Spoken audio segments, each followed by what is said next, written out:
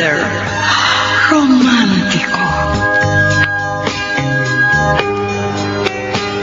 Kumusta po kayong lahat, mga giliw naming tagapakinig? Inaanyayahan ko po kayong pakinggan ang pagsasadula ng mga liham kasaysayan ng pag-ibig na padala ng ating mga taga-subaybay at bibigyan buhay ng inyong mga paboritong bituin sa radyo. Mga kasaysayang nagtatampo ng mga pusong sugatan, mga pusong sawi, at mga pusong punong-puno ng pagmamahal. Lahat po yan dito sa ating tulang. Mr. Romantiko.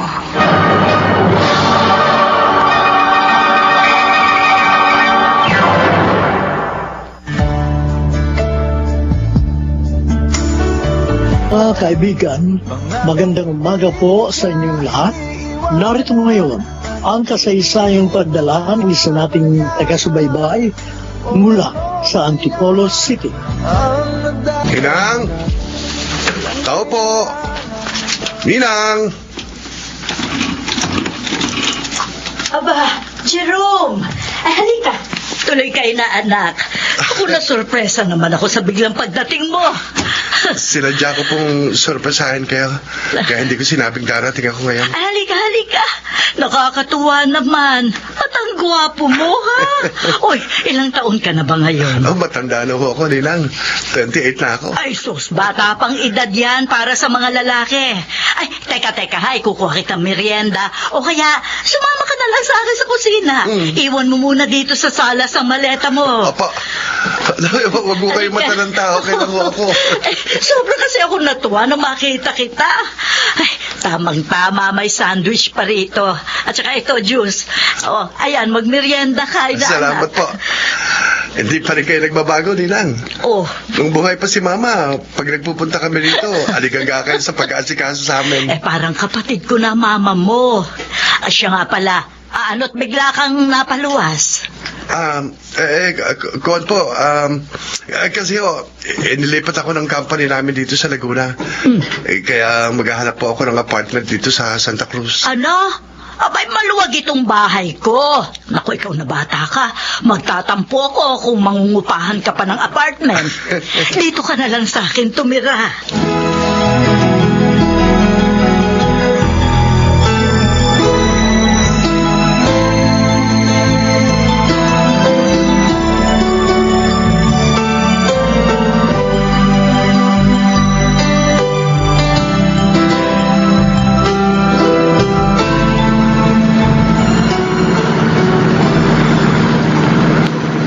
Medyo malayo ng konti sa papasukan kong mall ang bahay ni Ninang Amelia. Pero okay na rin. Pakotse naman ako ng company eh. Naku, kababaeng yun. Parang wala sa sarili. Ilang tumuhin. Miss! Ano ba naman? Papakamatay ka ba? Sorry po. Sorry. Mukhang problemadong babaeng yan. Hindi ko siya dapat sinigawan. Kaya nabigla rin ako eh.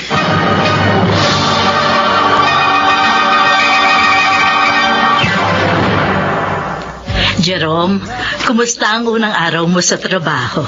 Ayos lang po, Ninang. Parang meet and greet lang. Formal lang po akong pinakilala ng general manager bilang assistant ng GM sa mall operation. Oo nga pala. Nag-graduate ka ng BS Economics sa isang kilalang university sa Davao. Tama ba ako? Opo. Kaya hindi ka takataka na kahit napakabata mo pa, assistant ka na ng general manager ng isang kilalang mall. Bakit napatitig ka sa portrait ng kinakapatid mo? Itong huli na lang po namin nabalitaan na namatay na pala anak niya, Ninang. Kung sinabi niyo sa amin ni Papa, siguro nakapunta kami dito noon. Hindi ko na kayo inabala. Nang time na yon, alam ko nagluluksa pa rin kayo sa pagkamatay ng mama mo. Hindi rin ako nakapunta sa Davao nang pumanaw ang kaibigan ko. Okay lang po yun. Kung minsan, Hadlang ang distansya ng ating mga lugar upang maipakita sa isa't isa ang pagdadamayan. Naintindihan ko po yan. Ay, siya nga pala, nung huli kaming magkausap ng papa mo, sabi niya, may girlfriend ka na raw at mukhang yun na raw ang magiging kapalaran mo. Kayo pa rin ba? Huwag na po natin siyang pag-usapan nila. Ha? Ayoko na pong maalala babaeng yan.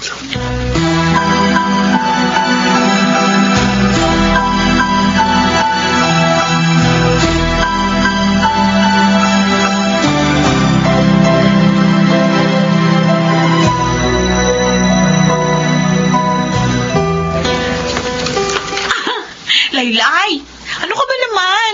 Sabi mo, muti ka nang mabundol ng kotse? Oo, Renzel. Buti nakapag-preno yung lalaki, pero muntik na ako. Konti-konti na lang. O sigurado, sinigawan ka ng driver. Ano pa? Ang sungit niya eh. Ang lakas ng sigaw sa akin.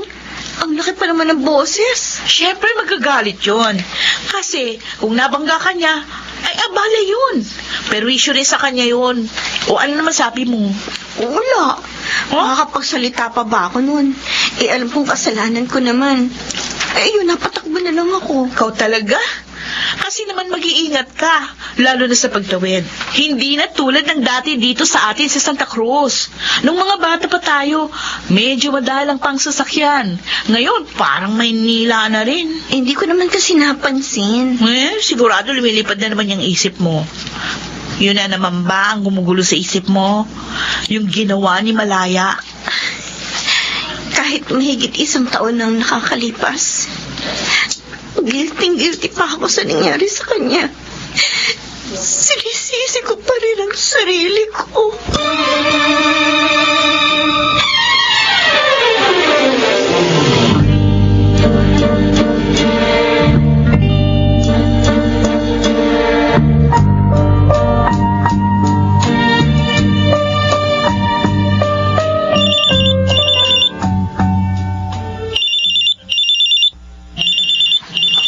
Papa ni Jerome itong tumatawag sa cellphone. Hello, paring Vener. Hello, Maring Amelia. Kumusta na pare? Napatawag ka. Tinawag akong inaanak mo. Sabi niya, dyan pala siya ngayon nakatira sa'yo. Aba, oo. Gusto maghanap ng apartment na marerentahan. Sabi ko naman, bakit pa siya uupa? Narito naman ang bahay ko. Bigla pala siyang inilipat ng kumpanya nila dito sa Luzon. Ang totoo, nag-request ang mapalipat sa branch nilang malayo dito sa Davao, Mare. Hindi siya sadyang inilipat. Ha? Oo. May pinagdaraanan ng inaanak mong yan.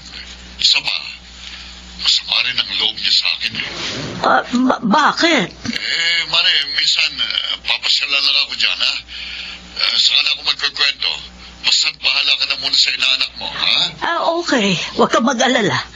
Parang anak ang turing ko kay Jerome. Sige pare, bye.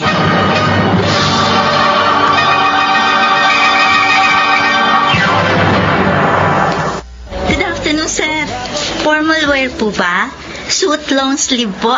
Necktie? Thank you. Hindi ako kilala ng mga sales lady. Akala nila customer ako. Nag-inspect lang ako dito sa department store para makita ko kung anong mga dapat na improvement. Halika na tayo sa ladies wear section, Laylay. Gusto mo bumili ng blouse? Ang gulo mo, ha? Kanina sabi mo signature pants ang bibili mo. Ay, ngayon blouse na. Kasi naman pumipili pa ako. At saka gusto ko maging pamilyar dito sa loob ng department store.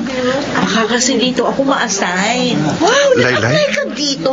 Parang natatandaan ko mukha ng babae ito. Siya yung munti ko ng mabundol noong 1 linggo. Lapit ako magsasorry ako. Excuse me. Hi. Ano yun? Kuhan, para kasing namumukhaan ko yung kasama mo. Ha? Siya yung munti ko ng mabundol sa highway noong linggo. Tama ba ako, miss? Hoy, Lay! Siya pala yun? Ako nga. Sorry, ha? Kasi parang wala ako sa sarili ko noon. Don't say sorry. Ako ang dapat humingi ng pasensya. Nasigawan kita. Hindi ko dapat ginawa yan. Kasalanan ko naman. No. naging bastos ako. Dapat, inintindi ko na problemado ka naman at umiiyak. Anyway, ako si Jerome. Pwede ko bang malaman ang pangalan yung dalawa? Ay, ako si Renzo. Renzo. Siya naman si Laylay. Ay, ano ba naman, Denzel? Laylay? Oh. Nickname ba yun? Bakit Laylay? Kasi, Esmeralda yung buo niyang pangalan. Mm. Ang haba nga no? So, yun yung naging palayaw niya. Hindi na yun nawala hanggang magdalaga kami. I see. Inuulit ko, Laylay.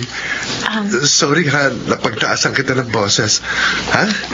Sige, mauna na ako sa inyo. Sige. Ang gwapo niya. Alam mo, feel ko, lumuwag yung garter ng bikini ko. Gaga.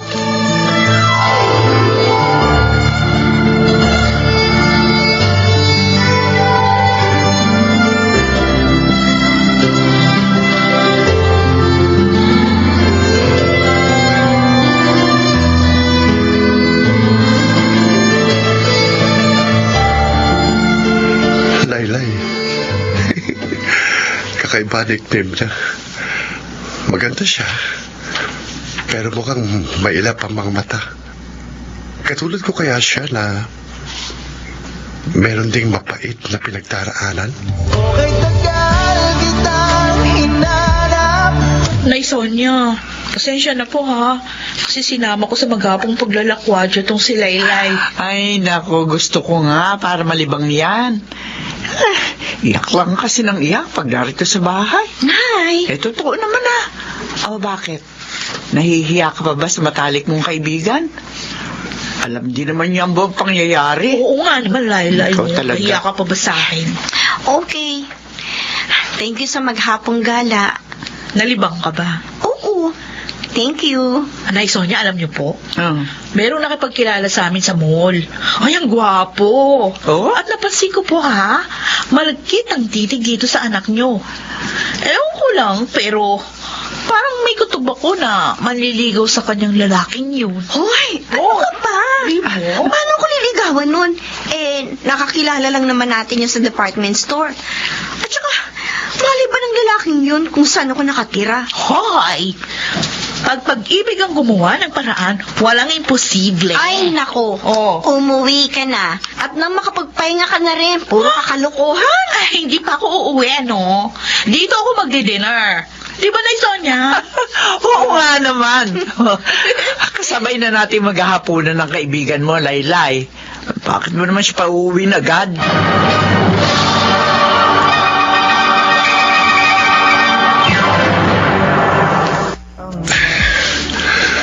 Ano ba ito nangyayari sa akin?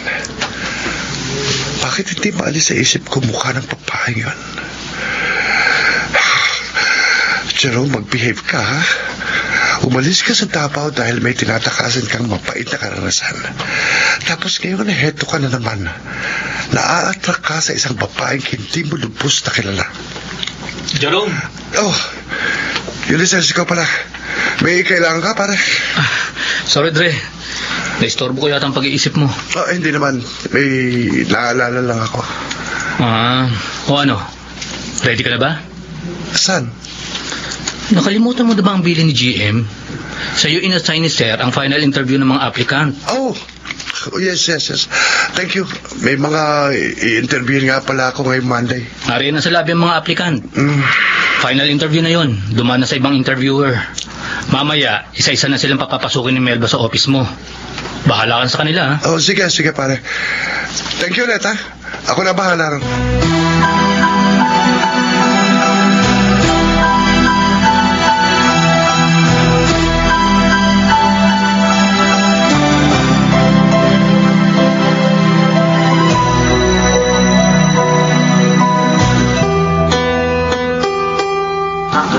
Sana naman, matanggap ako sales lady sa mall na ito. At least, medyo malapit lang dito sa amin, isang sakay lang. Kesa naman mamasukan ako sa Maynila, dito na lang. Next! Renzel Ventura! Sir? Ikaw na. Pumasok ka na lang sa pito ang yun. Yes, sir. Final interview ko na. Sana makapasa ako. Ano ba to? Parang nanginginig yung mga tuhod ko. Oh Lord, tulungan niyo po ako.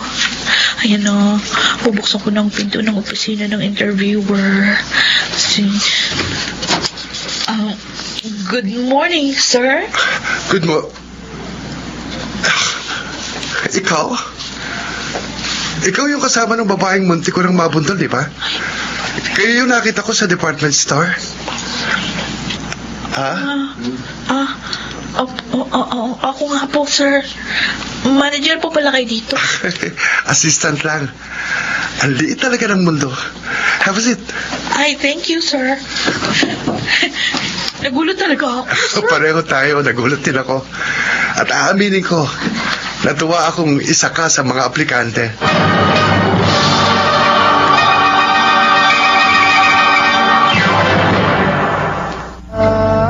Yan ang totoong nangyari, Maring Amelia. Pero talagang nakatakda ng kanyang promotion eh.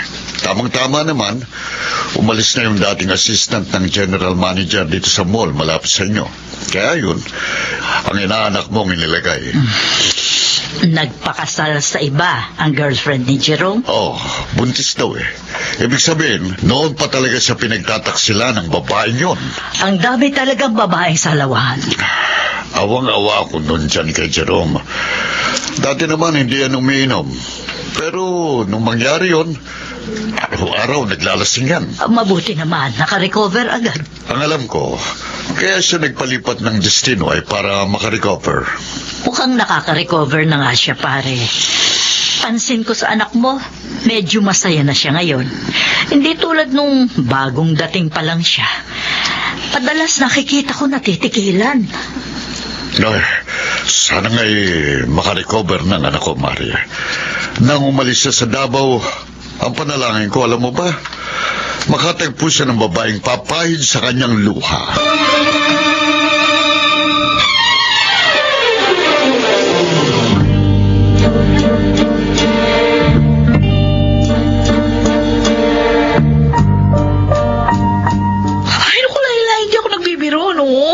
May mataas na posisyon pala sa mall na pinag-applyan ko yung lalaki na muntik na makabundol sa'yo. Oh? Paano mo nalaman? Siya yung nag-final interview sa akin. Nagulat ko nga eh. Talaga? Oo. O ano nangyari sa final interview mo? Ay nako, ang layo ng ginawang final interview sa akin. Hindi konektado sa trabaho. Ano ibig mong sabihin? Tungkol sa'yo mga tinanong. Ano? Oo. Kung matagal na raw ba tayo magkaibigan, kung ilang taon ka na raw ba, kung meron ka namang boyfriend, mga ganun tanong. Basta obvious na obvious. May tama sa'yo si Jerome. Naku ha, kung maka-Jerome ka dyan, kala mo close na kayo. O siya naman nagsabi eh. Huwag ko na raw siyang tatawagin na Sir Jerome. Pero gusto ko mag-sorry sa'yo. Bakit ka magsasorry sa akin? Kasi sabi ni Jerome, tanggap na raw ako, pero sa isang kondisyon. Oh, anong kondisyon? Ibigay ko daw sa kanya yung cellphone number mo. At pasado na raw ako sa final interview. At ibinigay mo naman. Eh kaya nga tanggap na ako eh. Meron na ako trabaho. Bromhilda ka talaga!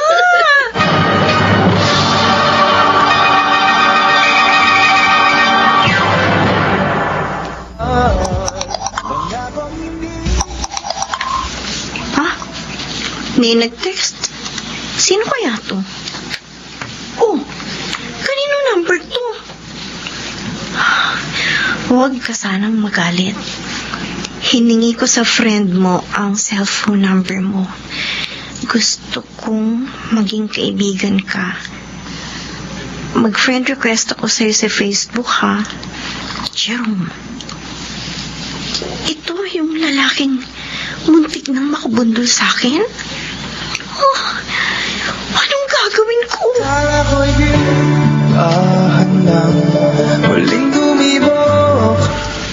Oh, Ransel. Kumusta ka dito sa pwesto mo? Okay lang po, sir.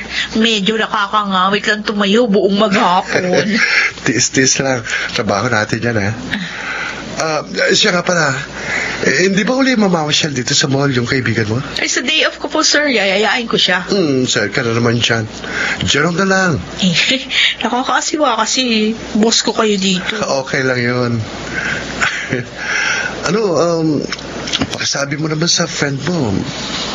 accept niya yung friend request ko sa kanya sa Facebook. Kasi tinitignan lang yung mga message ko pero walang reply. Hayaan mo, kakausapin ko. Kasi merong pinagdadaanan yun eh. Anong pinagdaraanan? Ay, ayoko maging madaldal. Baka kasi magalit sa akin si Laylay. Basta, ikaw na lang magtanong sa kanya. Pag naging magkaibigan na kayo, ayoko siyang paunahan.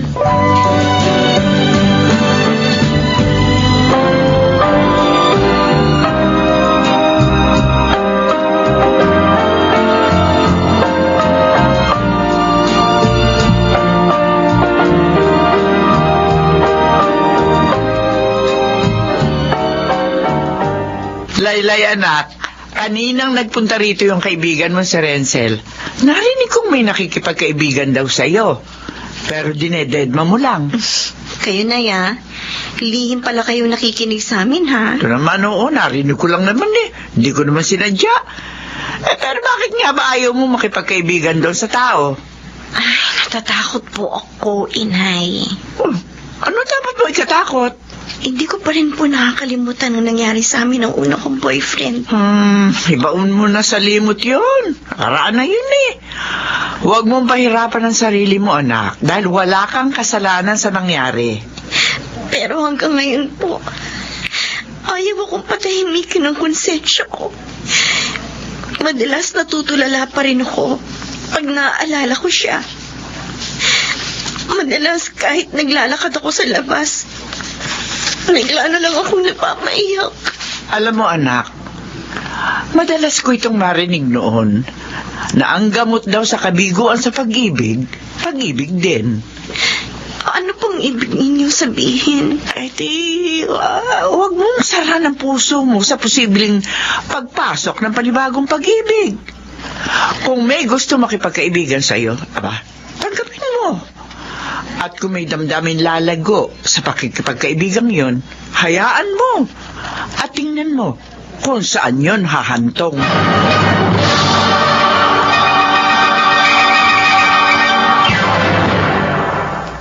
Yung ibang lalaki, pag nabigo sila sa pag-ibig, umiiwas sila sa mga babae. Nangyari ba sa'yo yun? Sandali lang ako nagbukmok nilang. Inom-inom ng konti. Naglasing para madaling makatulog. Pero naiisip ko, hindi yun ang tamang way para harapin ang kabiguan. O ano ang tamang paraan sa palagay mo? Huwag sara ng puso. Hayaan ko lang na matrak uli ako sa ibang babae. Oh, very positive kang tao, anak. Kasi naisip ko rin ang isang lalaki pala, hanggat hindi nakakasal, dapat pala lagi siyang naghihintay ng tamang babaeng mamahalin niya. Kung iiwas ka makipag-close ulit sa ibang babae, how would I know na siya na pala yung matagal ko nang hinihintay? O may natagpuan ka na dito sa Laguna? Para pong gano'n na nga. Oh. Maganda siya. At nararamdaman ko, gusto ko siya. At gusto ko rin siyang makilala. Ninang, nagsisimula pa lang po ako para maging close kami. Kapag naging malinaw na lahat, ipakikilala ko siya sa inyo. Okay, tagal kitang hinanap. Laylay, sige na naman. I-accept mo na yung friend request sa'yo ni Jerome sa Facebook. Oo na. I-accept ko na. Kulit mo talaga. Kasi ako naman yung laging kinukulit ng taong yun. Pag nag-i-inspect siya doon sa mga pwesto sa department store. Tapos sabi niya pa nga, ang hina daw niya sa akin. Kasi hindi ko raw siya mabakapan sa'yo. Mapapahiya na tuloy ako eh. Huwag ka na mag-worry. In-accept ko na. Talaga? Oo. Oh, ayan ang ebidensya. Tingnan mo sa FB ko, dito sa cellphone ko. Oh. Ayan, friends na kami ng boss mo. Nga. Siguradong matutuwa yun.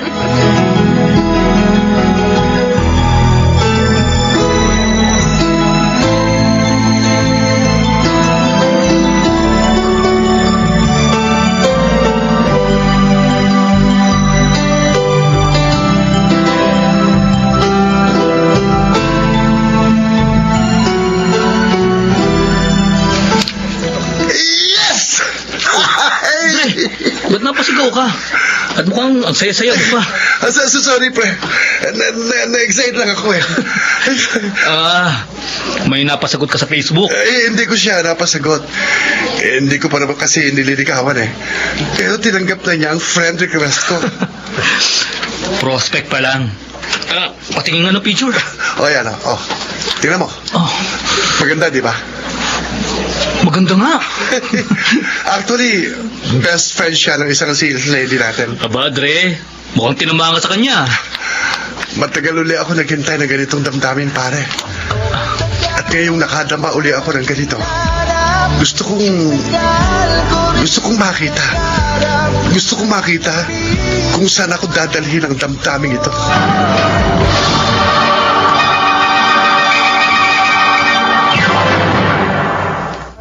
Renzel, ang bilis naman itong Jerome na boss mo sa mall. Bakit? Anong mabilis? Kagabi, nakipag-chat siya sa akin. Ayaw ang tumigil eh. Lagpas 11 na ng gabi ha. Nag-chat pa rin kami. Bakit hindi mo sabihin sa kanya na gusto mo nang matulog, na inaanto ka na? Syempre naman, nakakahiya rin. Baka sabihin niyang rude ako. Ang sabihin mo, nag-i-enjoy ka rin ka-chat siya. Tatanggi ka? Konti. The arts, kita mo? Pero sabi ko nga, ang bilis naman talaga ng Jerome na yun. Biruin mo, nagyayaya na agad na magkita raw kami. Okay naman yun. Total, nagkita na naman talaga kayo, di ba? At saka, mag-move on ka na rin.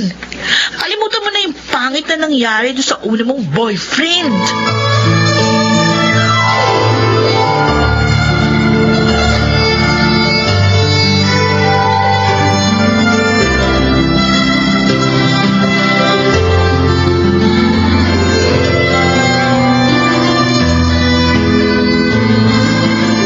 Laylay, kung ako ang tatanungin mo, tama naman yung kaibigan mo eh. Kalimutan mo na yung masakit na nangyari noon. Sabi nga niyo mga kabataan, magbubuo na. Nakakaramdam pa rin po kasi ako ng guilt, Nay. Hindi mo naman kasalanan yung nangyari. Nagkataon lang na mahina ang kanyang karakter. Kaya ginawa niya ang bagay na yun.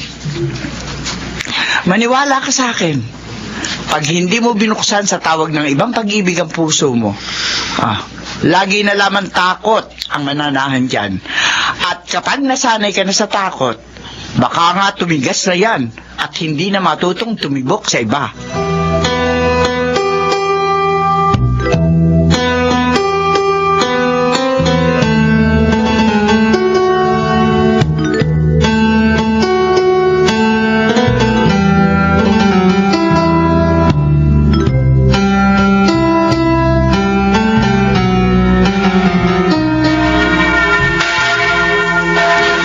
Nakakapanibago. Mag-isa lang akong nagsimba.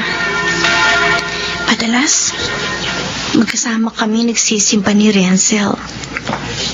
Pero kahit linggo, obligado na silang mag-duty ngayon. Peak season na raw kasi ngayon eh. Marami ng customers mga department store. Hi! Magandang umaga. Jerome?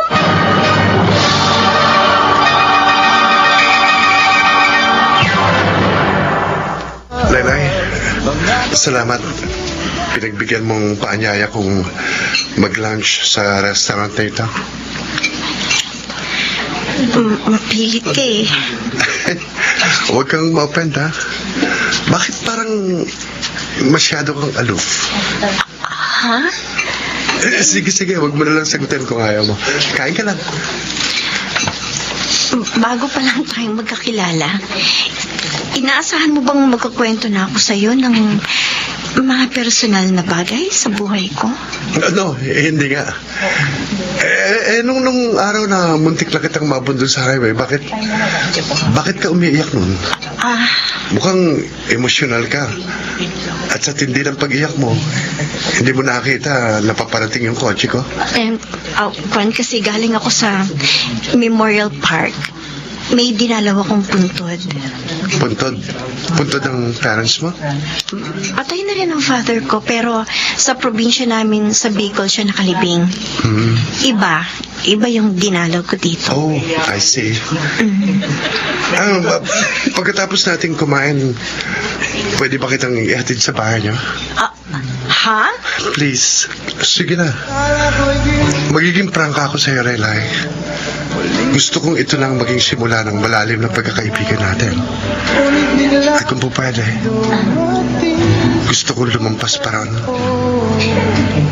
Kaya tagal kong naghintay na makadama uli ng ganitong damdamin. Nagdadasdal lang sa tingin.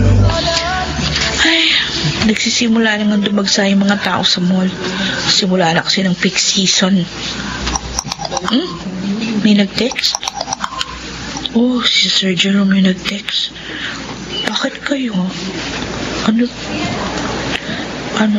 Renz, thank you sa information na magsisimba ang kaibigan mo. Eto, nagkita na kami. At magkasabay na nagla-lunch sa isang restaurant. Sorry, Laylay. Naging makapili ako. Pinagkanulo kita kay Sir Jerome.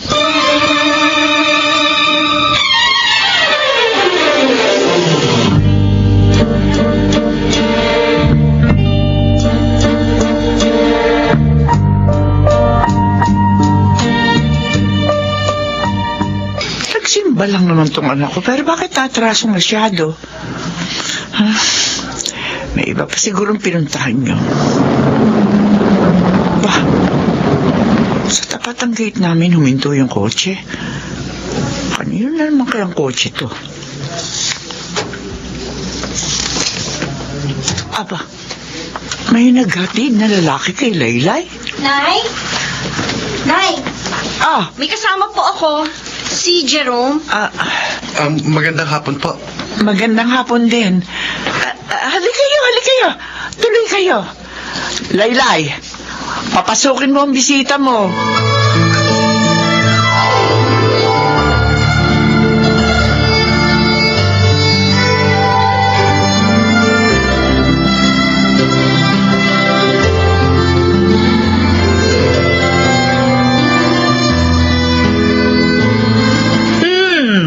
Mukhang masaya ang inaanak ko Anong balita? Dinang, naka-first base na po ako sa babae gusto kong pormahan. Ooh. Nakita ko siya sa simbahan. Tapos, naisama ko siya mag-lunch. Tapos, nagpahatid pa siya sa akin. Nakilala ko na nanay niya. Aba, maganda. Kaya nga po masaya ako Masaya rin ako para sa'yo. Ibig sabihin yan, nalimot mo na talaga ang dating kasintahan mo na nang iwan sa'yo. Noon ko pa siya nalimot, Ninang. Mahigit 1 taon na rin naman mula nang magpakasal siya sa ibang lalaki.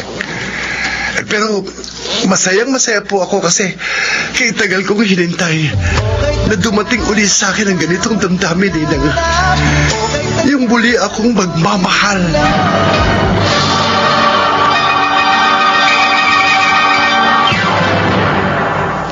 Oy, Laylay, ha? Kwento sa akin ni Nay Sonia. Madalas nasa inyo si Jerome. Tuwing Sunday daw, magkasama kayo nagsisimba. Palasimba naman talaga ako, di ba? Kaso maaga pa naroon siya lagi sa bahay pag araw ng linggo. Sabay na kami. Seryoso siya talaga sa'yo, ha?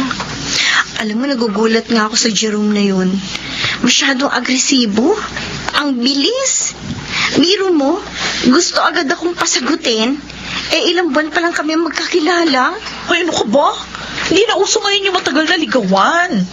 Yung iba nga kindatan lang, okay na Hindi naman ako ganun, ano?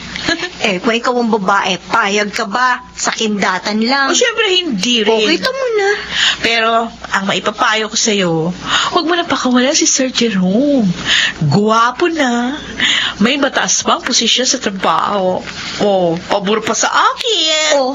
At bakit naman magiging pabor sa'yo? Ay, syempre, best friend kita. Kung magiging boyfriend mo siya, di mag-best friend na rin kami. Di nakasandal ako sa padero sa trabaho. Best friend ko, ang aking boss. Ano ka?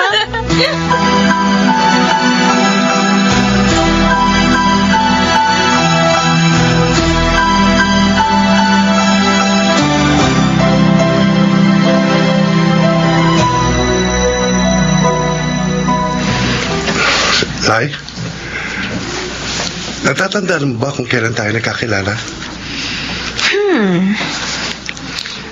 Magsi 7 months na.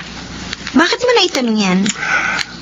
Maigli pa ba sa yung 7 months para malaman mo kung may pagtingin ka rin sa akin o wala? Jerome, Ako, sure na ako sa sarili ko. Mahal kita. Aaminin ko sa'yo. Nagdaan ako sa isang malungkot na karanasan sa pag-ibig. Pero hindi ako katulad ng ibang lalaki na nagmumukmuk. ako rin. May malungkot akong experience sa una kong boyfriend. Kung bibigyan mo ako ng chance, malaki ang posibilidad na mag-click tayo bilang magnopyo. Kasi pareho tayong nakaranas masaktan. Yun daw mga taong nabigo na, mas maingat na silang humawak ng relasyon. At promise, sa akin, hindi ka naiiyak. Jerome, ang kamay ko. I love you. Jerome.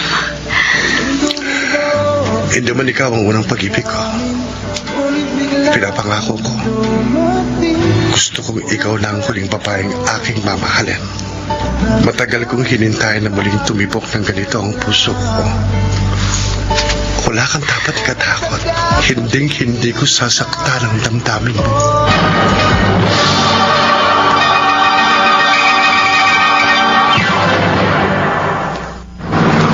Sana mapapayag mo agad ang bagong girlfriend mo na maipakilala sa akin. Naku, excited na ako mamit siya. Sana nga po, Ninang. Ay, oo nga pala. Salamat. Isinama niyo ako dito sa Memorial Park para dalawin ang puntod ng kinakapatid ko. Oo nga, magbe-birthday na kasi siya. Kaya dadalhan ko ng bulaklak at magtitirik ako ng kandila. Oh, itabi mo na dyan ang kotse. Yan ang puntod niya. Ayan po. Ako na po yung kukuha ng dala natin bulaklak sa maliit na basket.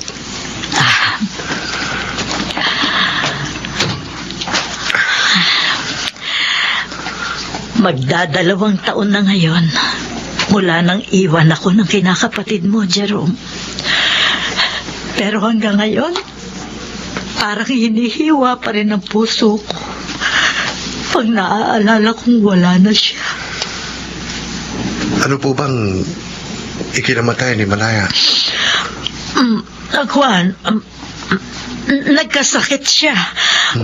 Ay, sindihan na natin itong kandila. Ako na po, Ninang. Sige. Ayan.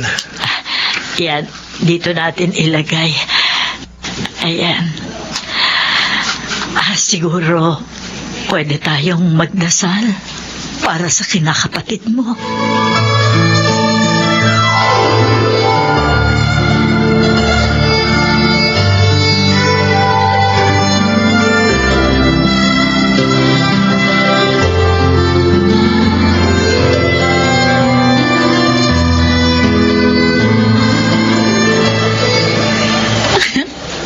Pati ako kinikilig sa pagkakaroon ng best friend ko ng bagong boyfriend. At least, magiging masaya na siya ulit. Mabait ang kaibigan ko. Deserve niyang lumikaya ulit sa pag-ibig ng iba.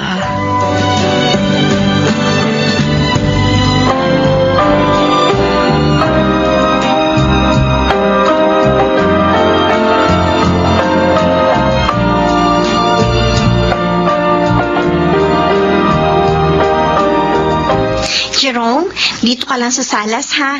Ikukuha kita ng merienda sa kusina. Igagba kita ng juice. Sige.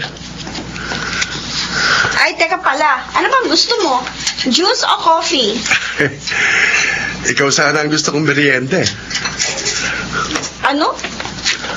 Ay, Jerome, bakit sumunod ka dito sa kitchen? Hindi ko kasi napigil Ikaw naman kasi. Anong ako naman kasi?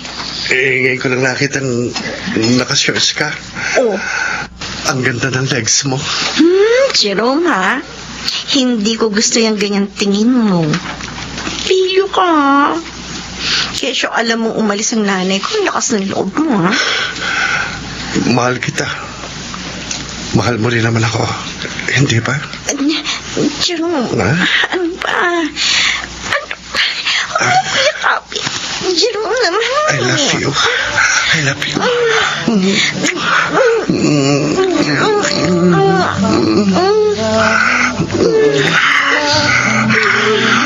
Mahal na mahal kita. Layla. Mahal na mahal kita.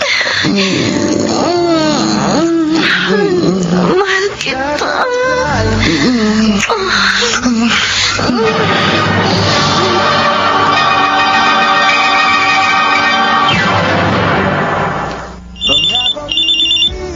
Ba, si Renzel itong tumatawag ka. Wala bang pasok sa department store ang bruhang to? Hello, Renzel? Hello! Hoy! Wala ako basta ng kaibigan ko na maganda. Maganda ka dyan. Alam mo, pati sa boses mo, halatang happy ka na uli. Masarap ba? Hoy, ano masarap ba? Kung masarap maging boyfriend si Sir Jerome. Ikaw talaga. May double meaning ang tanong mo eh. O ano, bakit napatawag ka? Oras ng trabaho mo ah. Break time ko po. Ay, makapahinga naman sa maghabang pagtayo. Oh, ano pinagkakaabalahan mo ngayon? Eto, hinihintay ko si Jerome. Birthday ng ninang niya. Parents niya, hindi mo pa na-meet? Nasa Davao ang papa niya eh. Matagal na raw patay ang mama niya. Kaya itong ninang niyang ito, parang mother na rin niya. Hala, lagot ka. Kakaliskisan ka ng ninang ni Jerome. Patay ka. Huwag mo nga akong takutin. Lalo akong kinakabahan eh. Sa totoo lang, hindi ko nga alam kung bakit nervyos ako. Samantalang, sa ninang lang naman niya ako ipakikilala.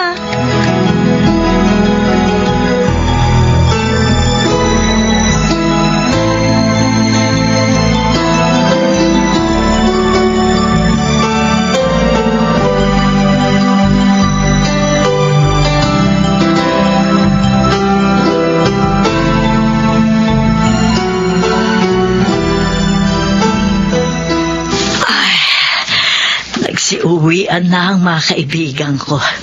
Wala nang ibang bisita dito sa bahay. Ay, kung sa bagay, mabuti nga yun para wala nang istorbo sa pag-entertain ko sa girlfriend ni Jerome.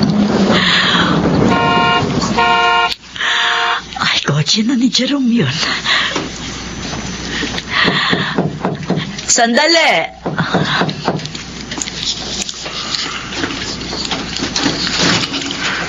Ninang, happy birthday po. Salamat. Ito po, katulad ng promise ko sa inyo, isasama ko sa birthday nyo itong girlfriend ko. Siya? Ang girlfriend mo? Opo. Bakit po? Kilala nyo si Laylay? Sinabi ko naman sa'yo, Jerome. Huwag na tayong tumuloy. Aha. Magkakilala kayo? Oo, Jerome. Kilala ko siya. Ang babae niya ng dahilan ng pagkamatay ng aking anak.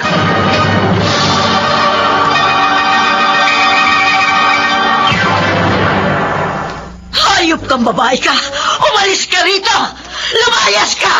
Biniktima mo na ang anak ko! Huwag mo nang biktimahin ang inaanak ko! Ninang, sandali. Hindi ko maintindihan eh. Tampon ang demonyong babae niyan, Jerome. Layuan mo siya. Ako na nagsasabi sa iyo, lolokohin ka lamang ng malditang yan. Oh. Namatay na ang anak ko dahil sa iyo. Huwag na ang inaanak ko, Laylay. Lubayan mo ang pamilya ko! Laylay! Wait! Laylay!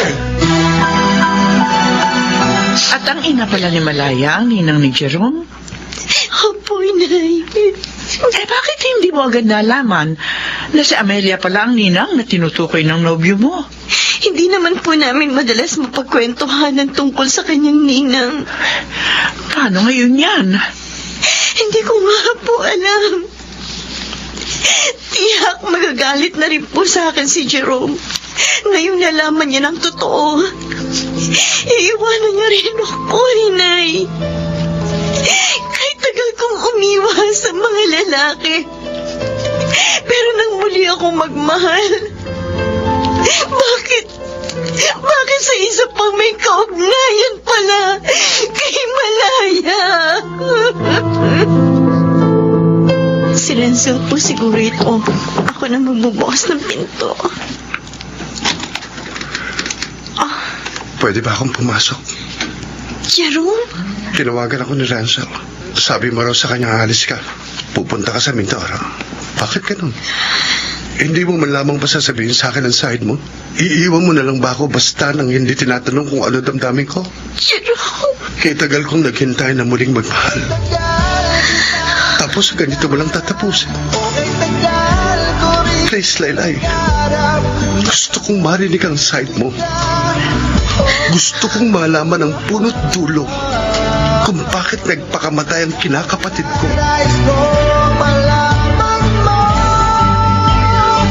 Jerome, kinalaylay ka ba ng galing? Opo, Ninang. Nag-usap kami ni Laylay at alam ko na ho ang buong katotohanan. At anong kasinungalingan na sinabi niya sa'yo? Na gusto niyang mag-abroad noon dahil nurse siya. Alam niyang mas malaking kikitain niya kung sa ibang bansa siya magtatrabaho. Pero ayaw ni Malaya. Itinuloy pa rin daw niya ang pag-a-apply na isinama ng loob ng kinakapatid ko. Nang mapa-schedule ang kanyang pag-alis, noon uminom ng laso ng anak ninyo. O hindi ba kasalanan niya? Kung hindi niya pinagpilitan ang gusto niya, hindi makakaisip uminom ng lasong si Malaya. Kaya parang siya na rin ang pumatay sa kinakapatid mo. Tinaramdam kong sabi nito, Ninang.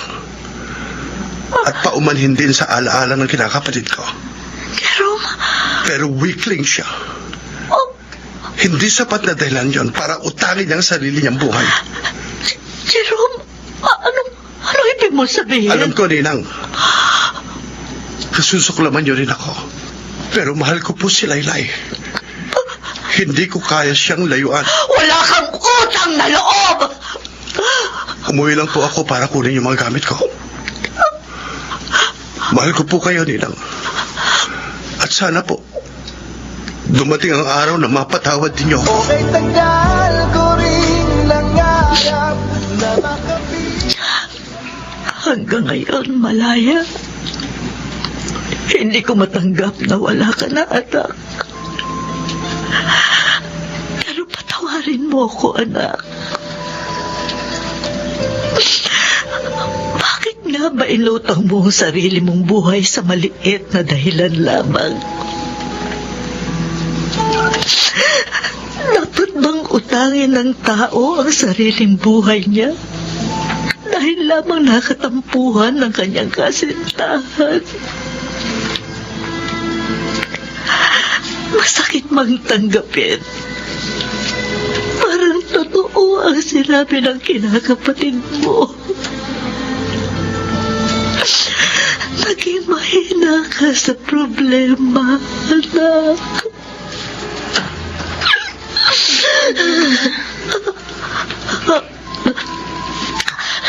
Laylay, anong ginagawa mo dito sa Memorial Park? Hindi po ninyo alam. Madalas dinadalaw ko rin ang puntod ni Malaya. Masyado rin po akong nasaktan sa nangyari. Hindi ko naman po ginusto na uminom ng laso ng inyong anak. Huwag po kayong magalit sa akin.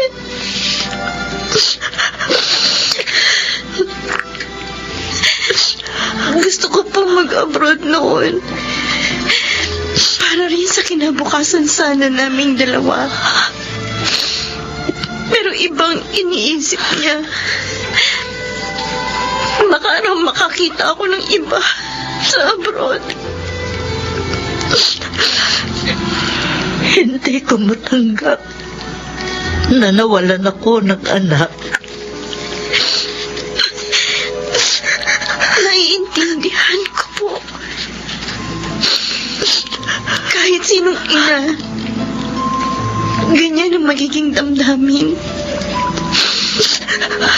Pero, please naman po.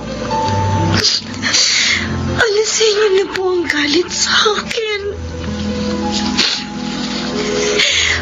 Wala po akong kasalanan sa ginawa ng inyong anak. Ninang, Jerome, narito ka rin. sana po naglubag na ang damdamin niyo. Para ko na po kayong tunay na ina, Ninang. Ikakasal na po kami ni Laylay. At ang gusto ko, naroon kayo sa aming kasal. Gusto ko, kayo ang maging katuwang ni Papa kapag nagmarcha sa araw ng kasal ko. Di ba? Sabi niyo po, parang anak na rin ang turing niyo sa akin. Meron ho bang inang nakatitiis sa kanyang anak?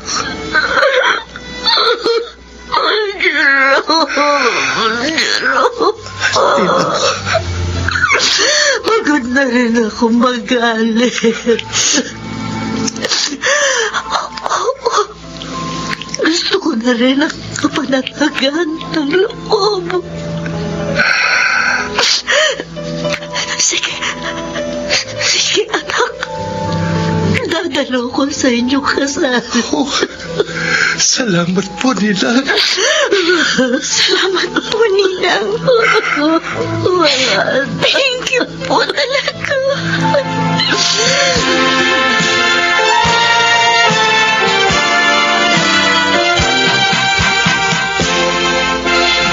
Laylay and Jerome, I now pronounce you husband and wife.